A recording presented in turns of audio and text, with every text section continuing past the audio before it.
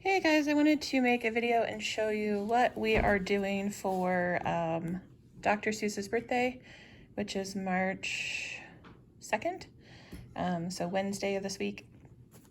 We've got some things that we're going to do throughout the whole week, and then some things that we'll actually do on Wednesday. I've got a bunch of activity trays for the kids that I'm going to show you, as well as a few other things. So the first thing is we are reading throughout the whole week Who Was Dr. Seuss, so we'll read a few chapters each day for that. My kids really like the Who Was books, so I thought that would be a good one. I've got a few Dr. Seuss movies from the library. There's a couple more. Hopefully they'll be in time, but this is the one that we have in right now, and those are just to watch during the week. We are going to read Green Eggs and Ham, and we will have green eggs and ham for either lunch or dinner on, excuse me, on his birthday. So we'll read that. And then I got for each of my kids to do one of the My Book About Me. So this is something that they can work on throughout the week. I think they'll think it's fun. I mean, parts of it may be a little young, but I still think that they'll enjoy doing it, and it'll just be a nice little keepsake for them. So I've got all of that, and then let me go ahead and show you some of the activity trays that I have for them. So the first one that I have is for my first grader. I just put the Cat in the Hat on here. This is about hundreds, and I just thought, because of all the toys and things, that would go well with the hundreds activity. So I put our hundreds chart Poppet on here. There is a hundreds chart. This is a printable I got from Teachers Pay Teachers, and there's just different, that's the Cat in the Hat. There's just different 100 activities, 10 more, 10 less, things like that. So I thought that would be a fun one for him one day for math. Let's see, this one is for both of my kids. I thought we'll probably do this on Wednesday. I thought we'd read Wacky Wednesday, and then I have a couple blank books here and some silly starters that we can kind of write our own silly story. And I just thought Wacky Wednesday was a good book to go with that, but really any Dr. Seuss book could go with that.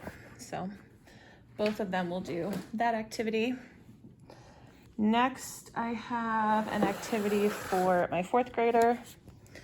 I have the book Put Me in the Zoo, and I got these printables off of Teachers Pay Teachers, and these do use multiplication to feed the animals in the zoo. So I had her pick 6 animal figures there. She will name them and decide how much food they eat. And I think she can draw a picture, of each of them. And then here she's going to do multiplication to figure out how much food they would need for a certain period of time. And then I put our math cubes on there so she could use those to be the food. I thought that would be fun. Okay, the next activity tray is for my fourth grader. It's using the book Yertle the Turtle, which has the stacks of turtles in it. And this is from one of the printable packs I got. There's different turtle amounts in the pond, and you have to basically divide them into equal stacks. So I thought that she could do that, and I put some math cubes on there to help her with that. I thought that would be a lot of fun. And another one for my fourth grader, although if my son wants to do these too, he can, but I put 10 apples up on top. I have a whole bunch of our little apple erasers, and then this is, you have to decide based on the number of apples, how many you could divide equally to stack on their heads. So yeah, that one, that's similar to the Yertle the Turtle.